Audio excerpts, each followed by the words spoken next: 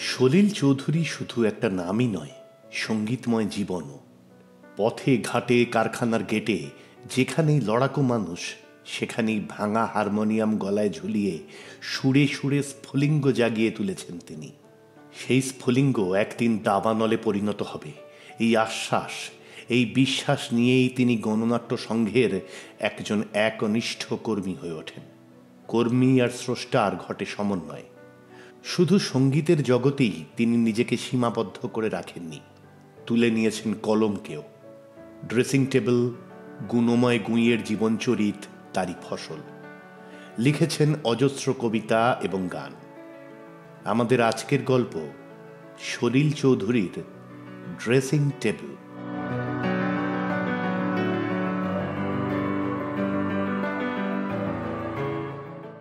বিয়ের পর নন্দা আমাকে যত চিঠি লিখত তার প্রায় প্রত্যেকটাতেই শেষে পুনঃ দিয়ে আঁকা বাঁকা অক্ষরে লেখা থাকত, ঘর যখন নেবে আমার জন্য একটা ড্রেসিং টেবিল কিনতে ভুলো না, আর আর আয়নাটা যেন খুব বড় আর ভালো হয়।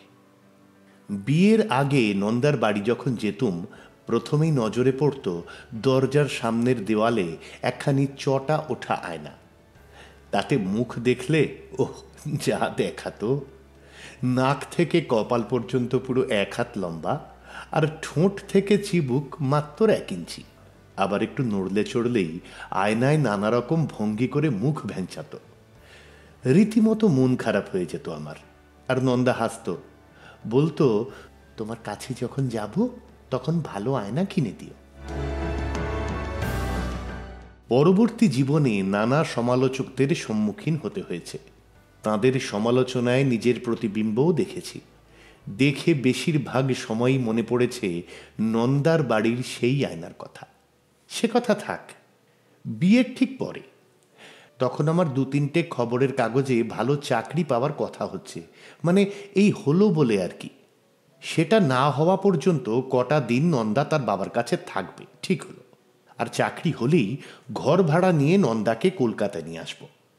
কেমন করে ঘর সাজানো হবে, কোন জায়গায় কি থাকবে, সেসব প্ল্যান দুজনে মিলে আলোচনা করে পুরোপুরি মাথায় নিয়ে কলকাতায় এসে হাজির হলুম। নন্দা রইল গ্রামে তার বাবার কাছে। এর পরে 6 মাসের কাহিনী যদি আপনারা শোনেন, থাকে সেসব বলে লাভ নেই, কারণ যে কাহিনী বলতে বসেছি সেটা আমার নিজের কথা নয়। তবু বলে রাখা ভালো যে চাকরি আমি পেয়েছি, নয়তো অনেকে মনে করতে পারেন যে বেকার সমস্যার ওপর আমি কটাক্ষ করছি। অবশ্য যে চাকরিগুলো পাবার কথা ছিল তার একটাও পাইনি, কিন্তু এমন একটা পেয়েছি যা ঘুণাক্ষরে মনের ত্রিসীমানাতেও কোনোদিন ঠাঁই পায়নি। এক কথায় জুতোর দোকানের সেলসম্যান। আর কসবার একেবারে ভেতর দিকে যে এঁদো পুকুরগুলো আছে, তারই একটার পাড়ে 2খানা টিন দেওয়া ঘর এক মামাতো ভাইয়ের সঙ্গে বখরা করে ভাড়া নিয়েছি। নন্দাও চলে এসেছে বাপের বাড়ি থেকে, মানে বেশ আছি। নন্দার একটা আশ্চর্য প্রতিভা হচ্ছে, বোধহয় সব মেয়েদেরই ওটা থাকে, সেটা হচ্ছে অবস্থার সঙ্গে নিজেদের খাপ খাইয়ে নেবার ক্ষমতা। একদিনের জন্যেও মুখ শুকনো দেখিনি নন্দার, যেন কসবার টিনের ঘর ভাড়া নেওয়াটাই তার আজীবনের স্বপ্ন। কিন্তু একটা ব্যাপার এ ঘরে আসার পর থেকে একবারের জন্য নন্দা বলেনি, ড্রেসিং টেবিলের কথা। আমিও প্রায় ভুলেই গিয়েছিলাম। এমন সময়ে এক শনিবারের দুপুরবেলা একটা ঘটনা ঘটল। নগদ করকরে 60 টাকা মাইনে গুনে নিয়ে সেদিন বাড়ি ফিরছি পথের দুদিকে চাইতে চাইতে। ইচ্ছে করলেই কত কি কিনতে পারি, অথচ কিছুই কিনছি না। এটা যেন আমার সম্রাটিক খেয়াল। বেশ ভালো লাগে পকেটে টাকা থাকলে। হঠাৎ ঠিক কসবার মোড়ে দেখি এক চমৎকার ড্রেসিং টেবিল রাস্তায় নিলেমে বিক্রি হচ্ছে। আরও কত কি ফার্নিচার আশ্চর্য সস্তায় যাচ্ছে। ড্রেসিং টেবিলটার গ্লাসের একটা কোণ কেবল একটু ফাটা, তাছাড়া প্রায় নিখুঁত। দাম উঠল মাত্র 30 টাকা। ভাবুন, হুপের মাথায় যা থাকে বরাতে বলে কিনে ফেলে মুটের মাথায় চাপিয়ে শটান বাড়ির দিকে পা বাড়ালুম। বাড়ি ভাড়া যাবে 15 টাকা, বাকি 15 টাকায় সারা মাস সংসার চালাতে হবে। নন্দার মুখটা চোখের সামনে ভেসে উঠল। কত আশা, কত স্বপ্ন বুকে নিয়ে বেচারি ভালোবাসতে শুরু করেছিল, তার তো কিছুই মিটল না। 30 টাকা যায় যাক, কুছ পরোয়া নেই। বাড়ি ঢুকতেই নন্দা প্রথমটা অবাক হয়ে গেল, তারপরে কি যেন কি ভেবে কি ভীষণ খুশি যে হয়ে উঠল, কি বলবো। অন্য মেয়ে হলে হয়তো টাকার হিসেব করে এতক্ষণে প্যান প্যান করতে বসত, কিন্তু দরিয়ার মতো দিল আছে নন্দার। কবি না হোক, কবি স্ত্রী হবার সে নিশ্চয়ই উপযুক্ত। প্রায় সারাক্ষণ নন্দা আয়নার সামনে বসেই কাটালো। ঘুরিয়ে ফিরিয়ে চুল বাঁধল, কাপড় ছেড়ে কপালে টিপ পড়ল, মাথায় ঘুমটা টেনে অকারণে দু একবার হাসল। বিছানায় শুয়ে শুয়ে খুশিতে যেন আবেশ আসছে। কখন ঘুমিয়ে পড়েছি, বিয়ের আগের দিনগুলো স্বপ্নে ভাসছে, কেমন যেন সার্থক মনে হচ্ছে জীবন। হঠাৎ ঘুমটা ভেঙে গেল, নন্দা ডাকছে। ধর্মড়িয়ে উঠে বসলুম। নন্দার দু চোখ ফুলে লাল হয়ে উঠেছে, চোখ দিয়ে টপ টপ করে জল পড়ছে, সারা শরীর কেঁপে কেঁপে উঠছে। কি কি কি হয়েছে নন্দা, কাঁদছো কেন অত? ও আয়না তুমি ফেরত দিয়ে এসো, ও আমার চাই নে। বালিশে মুখ ঢেকে নন্দা কাঁদতে লাগলো। হয়তো পুরনো জিনিস বুঝতে পেরে ওর অপমান হয়েছে, কিন্তু কিন্তু নতুনের দাম কত, সে কি আর আমাদের কেনার সাধ্যি? এত অবুঝ হলে কেমন করে চলবে? আর আর জিনিসটা তো প্রায় নতুনই বলা যেতে পারে। ছি নন্দা, শোনো। না না না, আমার চাই না, তুমি ফেরত দিয়ে এসো। স্তম্ভিত হয়ে গেল। কেবল সংকীর্ণ একটা প্রেস্টিজ বড় হলো নন্দার, আর আমার কোনো দামই নেই ওর কাছে। বেশ, তাই হবে, ফেরত দিয়ে আসব। নন্দা আস্তে আস্তে উঠে চলে গেল। খানিক পরে ফিরে এলো আবার। আমার কোলের ওপর এক তাড়া চিঠি ফেলে দিয়ে বলল, এগুলো পড়ে দেখো। নীল খামে মোড়া পরিষ্কার বাংলায় লেখা 4খানা চিঠি। কার চিঠি এ? কোথায় ছিল? আয়নার দেরাজের মধ্যে ছিল। চিঠিগুলো নিয়ে বসলুম, খুলে পড়তে শুরু করলুম এক একখানা করে। হাত কাঁপছে, কি ব্যাপার কে জানে। তারিখ হিসেবে পরপর সাজালে চিঠিগুলি এই: প্রিয়তমাশু, আজ রাত 12টায় এখানে এসে পৌঁছেছি। মনে হচ্ছে কতদিন যেন ছেড়ে এসেছি তোমাকে। ভাবতে অবাক লাগছে কাল এতক্ষণে তুমি কত কাছটিতে ছিলে। জায়গাটা শহর থেকে কিছুটা দূরে। অমলের কথা মনে আছে তো? সে এখানকার কলেজে প্রফেসরি করছে। কাল থেকে তার ওখানে উঠব। শরীর বড় ক্লান্ত লাগছে। অবশ্য ট্রেনে বিশেষ কষ্ট হয়নি। ট্রেনে একটা মজার ব্যাপার হয়েছে শোন। আমার সামনের বেঞ্চি একটি প্রৌঢ় ভদ্রলোক, তাঁর স্ত্রী, একটি ছোট ছেলে আর দুটি মেয়ে আমার সহযাত্রী। সুন্দর ঝকঝকে একটা পরিবার। ছেলেমেয়ের নিটোল স্বাস্থ্য, প্রৌঢ়ের অমায়িক হাসিমুখ আর খাঁটি বাংলার মা। ভীষণ ভালো লাগছিল। স্কেচ বইটা বের করে মনে রাখার মতো করে সাজিয়ে নিচ্ছিলাম। একটি মেয়ের নজরে পড়ল যে আমি ছবি আঁকছি। সে তার বোনকে বলল, বোন বলল মাকে, মা বাবাকে বললেন। প্রৌঢ় ভদ্রলোক ভীষণ উৎসাহে একেবারে ফেটে পড়লেন। আরে তাই নাকি, দেখি দেখি কেমন আঁকলেন আমাদের। রে, এমন অদ্ভুত মশাই, একেবারে একেবারে জাদুকর লোক দেখছি আপনি। তারপর মহা হইচই। যাই কেনেন তাই খেতে দেন আমাকে, কিছুতেই ছাড়বেন না। আরে মশাই, বাঙালিরা তো দুর্দশা কেন জানেন? তারা শিল্পীর কদর জানে না। আমারও সব শখ ছিল, ওই এককালের নামও ছিল গাইয়ে বাজিয়ে বলে। আরে নিন নিন নিন, ধরুন। আরে লজ্জা কিসের? খেতে হলো। ভদ্রলোক যখন কথা বলেন উত্তরের প্রত্যাশা করেন না। মনের ভাবটা যেন এই যে তার উপরে আর কোনো কথাই চলতে পারে না। বিয়ে থা করেননি তো? হ্যাঁ, বেশ বেশ, এটি যেন করবেন না। এই দেখুন না আমার সব চুল হয়ে যাবে তাহলে। আমি বলতে যাচ্ছিলাম আমি বিয়ে করেছি। ভদ্রলোক মুখ থেকে কথাটা কেড়ে নিয়ে বললেন, আমার মেয়েদের ছবি আঁকা শেখান না আপনি? যা লাগে দেবো, কলকাতায় তো থাকেন। আমার বাড়ি হচ্ছে বিডন স্ট্রিট। আসবেন নিশ্চয়ই? হ্যাঁ, ওই যাক তাহলে ওই কথাই রইল। হাসি খুশি? হ্যাঁ, তোরা খুশি তো? দেখ কেমন মাস্টার পেয়ে গেলি।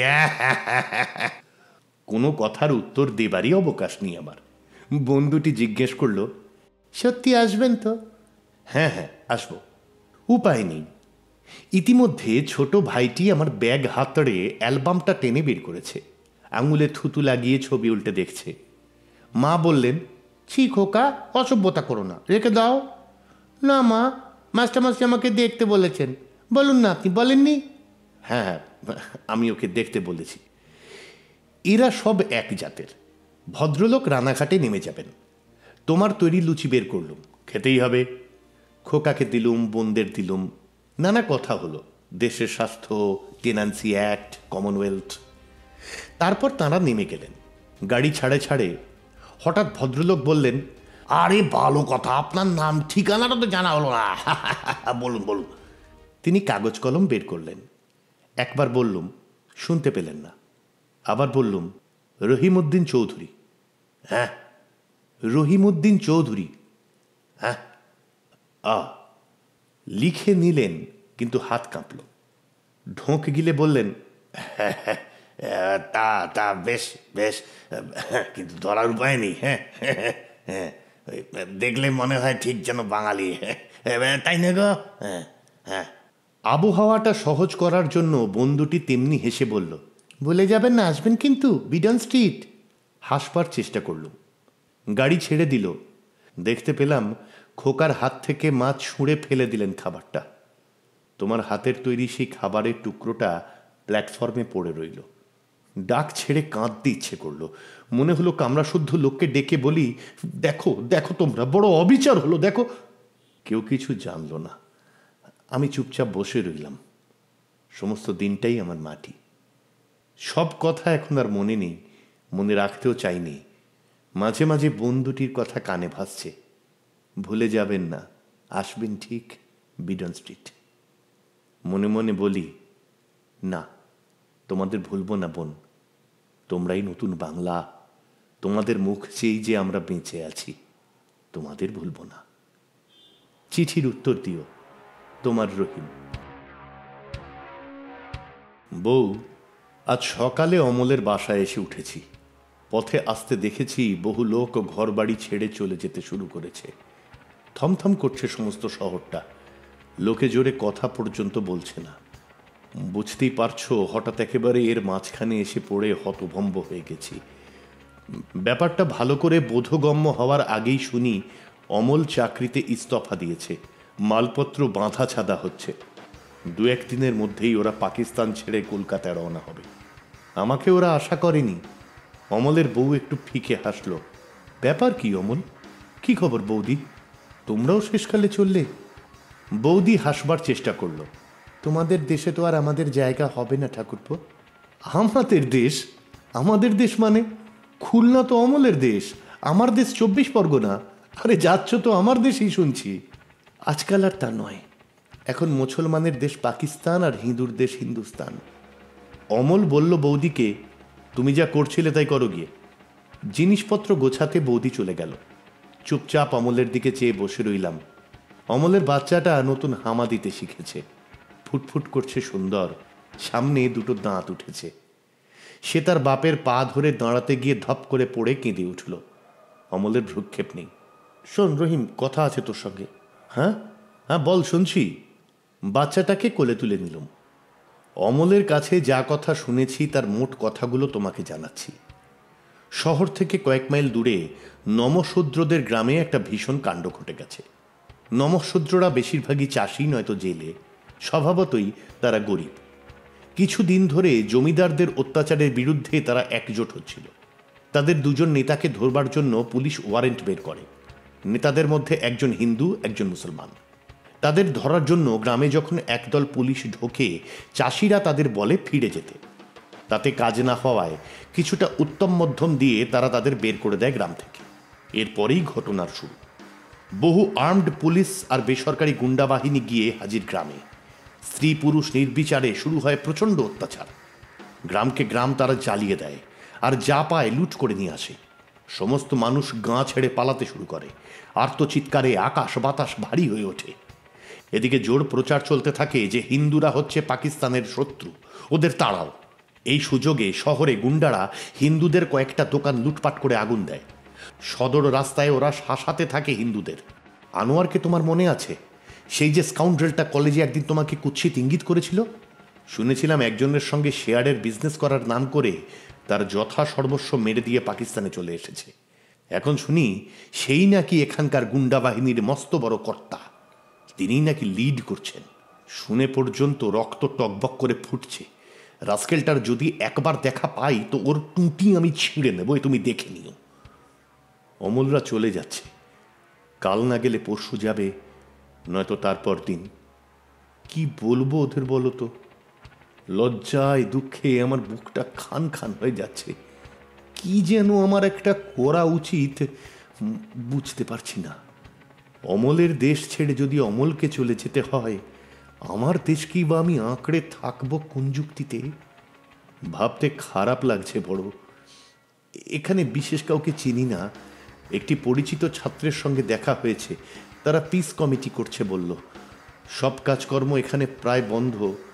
ভাবছি কাল পরশু নাগাদ ঢাকা চলে যাব। সেখানে শুনছি কিছু কিছু কাজ পাওয়ার সম্ভাবনা আছে। অন্য কিছু ভেবো না। আজকের দিনে মানুষকে আর সহজে বেশি দিন বিভ্রান্ত করে রাখা যায় না। মনুষ্যত্ব জয়ী হবেই, এই আশাতেই বুক বাঁধতে হবে। ওখানকার পরিচিতদের কাছে এখানকার সঠিক খবরটা দিও। তোমার রহিম। বউ, তোমার চিঠি পেয়ে আরো ভাবনা বাড়ল। কলকাতার কাগজগুলো খুলনার ব্যাপারটাকে যদি এইভাবে প্রচার করতে শুরু করে থাকে, তাহলে তার সাংঘাতিক ফল ফলবে। যে পয়সা লাভের আশায় ওরা দানবকে জাগিয়ে তুলছে, সেই দানবই ওদের ধ্বংস করবে। তবে ওরা বোধহয় নিশ্চিন্ত যে সময় বুঝে দাঙ্গা বাঁধানো বা থামানো এটা ওদেরই হাতে। এখানকার কাগজগুলো ঠিক তাই শুরু করছে। পরস্পরের ওপর সন্দেহ আর অবিশ্বাস ক্রমশ বাড়ছে। কখন কি ঘটে সেই আশঙ্কায় সবার চোখে মুখে বিষণ্ণতা দেখছি। এমন যদি কোনো শক্তি থাকতো যা এই সমস্ত নোংরামিকে পায়ে মারিয়ে মনুষ্যত্বের ধ্বজাকে উঁচুতে তুলে ধরবে। শুধু আমি নয়, প্রায় সবাই মনে প্রাণে এই কথাটি অনুভব করছে, কিন্তু কিন্তু সে কই? এখানে সরকারি মহলে কিছু কাজের আশায় ঘোরাঘুরি করতে হচ্ছে। আমি যে বাঙালি এই কথাটাই প্রায় ভুলে যেতে বসেছি। তুমি তো জানো আমি পয়সা খরচ করে উর্দু ভাষা শিখেছিলাম। উর্দু সাহিত্যকে আমি ভালোবাসি, কিন্তু যখন সেটা শাসনের দণ্ড হয়ে সোজা ঘাড়ের ওপর পড়তে চায়, আমার সংস্কৃতির টুটি টিপে ধরে, তখন তাকে বর্জন করাই মানুষের কাজ। সকলের কথায় সোজা বাংলায় উত্তর দিই। বুঝলে ভালো, না বুঝলে পরোয়া নেই। কাজেই কাজ যে জুটবে না বেশি, তা বোধহয় বুঝতে পারো। তোমার রবীন্দ্রসঙ্গীতের ক্লাসে যাওয়া বন্ধ করতে হয়েছে জেনে ভারী কষ্ট হচ্ছে। তোমাকে দেখে যারা কথা না বলে মুখ ফিরিয়ে নিয়েছে, আমি অন্তত বিশ্বাস করি তাদের রবীন্দ্রসঙ্গীত শেখবার কোনো অধিকার নেই। কিন্তু কিন্তু এ বিশ্বাস হারিও না যে এরা সবাই ভালো। এদের বাদ দিয়ে একা তুমি যাবে কোথায়? দুর্ভাগ্য দেশের অভিশাপ এখনো কাটেনি। সে দুর্ভাগ্য থেকে তুমি আমি বাদ যাব কেমন করে বলো বউ? মনুষ্যত্বের অপমান যখন দেখি, মনে হয় আগুন হয়ে ছড়িয়ে পড়ে খাক করে দিই হতভাগা দেশের পচা আবর্জনাগুলোকে। সেদিন শুনলুম কয়েকটি চ্যাংড়া ছোঁড়া মিলে সদর রাস্তার ওপরে এখানকার কলেজের পণ্ডিতকে যাচ্ছে তাই অপমান করেছে। টিকি কেটে দিয়েছে, মুখে গোমাংস দিয়েছে জোর করে। ভাবতে পারো? আমি শুনে এখানকার মাতব্বরদের বললুম, আপনারা থাকতে চোখের সামনে এইসব অনাচার ঘটছে? আপনারা কি ঠিক জানেন যে আপনারা এখনো বেঁচে আছেন? তাঁরা বললেন, কি করব, ওদের হাতে বন্দুক আছে, পেছনে পুলিশ আছে। ওরা হুমকি দিয়েছে যে কেউ ওদের বাধা দেবে তারাই পাকিস্তানের শত্রু। তাদের ঘরদোর ওরা জ্বালিয়ে দেবে, তাদের খুন করবে। এইসব মাঝে মাঝে সন্দেহ হয় গোটা জাতটারই শিরদাঁড়া বেঁকে গেছে। নইলে কটা আগাছাকে উপড়ে ফেলা যায় না? আগাছাই বোধহয় জন্মাচ্ছে বেশি। বিশ্বাস করতে কষ্ট হলেও স্বীকার করতে হবে। এখানে আর মোটে ভালো লাগছে না বউ। এধারে এসেই বোধহয় ভুল করেছি। তোমাকে ছেড়ে আর এক দণ্ডও থাকতে পারছি না। কাজকর্ম চুলোয় যাক, 2-1 দিনের মধ্যেই পাড়ি দেব। অমলের চিঠি পেয়েছি, ওরা আগামীকাল রওনা হবে। কলকাতায় গিয়ে তোমার সঙ্গে দেখা করবে লিখেছে। ওখানেই ওদের থাকার ব্যবস্থা করে দিও। কোনো রকমে চলে যাবেই। তোমার রহিম। এর পরের চিঠিটা প্রায় 20 দিন পরে লেখা। মনে হয় এর আগে আরো চিঠি লিখেছিলেন, যে কোনো কারণেই হোক সেটা নেই। আমি বোধহয় শিগগিরই পাগল হয়ে যাব। গত 7 দিন ধরে 1 সেকেন্ডের জন্য ঘুমোতে পারিনি। পাগলের মতো সারা শহরে ঘুরে বেরিয়েছি। মনে হচ্ছে মনুষ্যত্ব শেষ হয়ে গেছে, বিভৎস তাণ্ডব চলছে পশুত্বের। চারিদিকে চিৎকার, কান্না আর পৈশাচিক উল্লাস। তার উপর আজ 8 দিন তোমার কোনো চিঠিপত্র নেই। হাজার হাজার রিফিউজি এসে জড়ো হচ্ছে। তারা বলছে কলকাতায় আর একজন মুসলমানও বেঁচে নেই। বিশ্বাস করা উচিত কিনা সে বিচারের বুদ্ধিও আমার লোপ পেয়ে গেছে। তুমি কোথায় আছো? তুমি এখনো আছো তো? এ কথা আজ আর কোনো মানুষকে জিজ্ঞেস করি না। জিজ্ঞেস করি সূর্যকে, জিজ্ঞেস করি গাছপালাকে, আর জিজ্ঞেস করি আমার আমিনা কেমন আছে, কোথায় আছে। অমলের একখানা চিঠি এসেছে। বর্ডার থেকে ওদের মারধর করে সমস্ত লুটপাট করে নিয়েছে, বৌদিকে ছিনিয়ে নিয়ে চলে গেছে। অমল কোনো রকমে বাচ্চাটাকে নিয়ে রানাঘাটে পৌঁছেছে। অমল লিখেছে ওর অবস্থার কথা না লেখাই ভালো, তবে এটুকু জ্ঞান এখনো ওর আছে যে এ খবর কলকাতার কাগজওয়ালাদের হাতে পড়া উচিত নয়। লিখেছে যা ভালো হয় করতে। আমি ও নাকি দেহ মনে সম্পূর্ণ অথর্ব হয়ে গেছে। আমি এখনই বেরিয়ে পড়ছি। এখানে আর কয়েক ঘন্টা থাকলে বোধহয় আত্মহত্যা করে বসবো। বৌদিকে খুঁজে বের করতেই হবে। তোমার খবর পেলে মনে অনেকটা জোর পেতুম। জানি না আবার কবে তোমায় দেখবো, জানি না দেখবো কিনা। আমার অক্ষমতাকে ক্ষমা করো। বড় অহংকার ছিল আমার, দেশকে আমি চিনে ফেলেছি। সে অহংকার চূর্ণ হয়েছে। মনুষ্যত্বকে বড় করতে গিয়ে পশুত্বকে ছোট করে দেখেছি, তাই পশুর প্রতিরোধ শুরু হয়েছে। যেখানেই থাকো, যেমন থাকো, সাবধানে থেকো। তোমাকে আমি হারাতে পারবো না বউ। অমলের মহত্ব আমার আছে কিনা সে পরীক্ষা আমি দিতে পারবো না। আমি সাধারণ মানুষ। তোমার রহিম।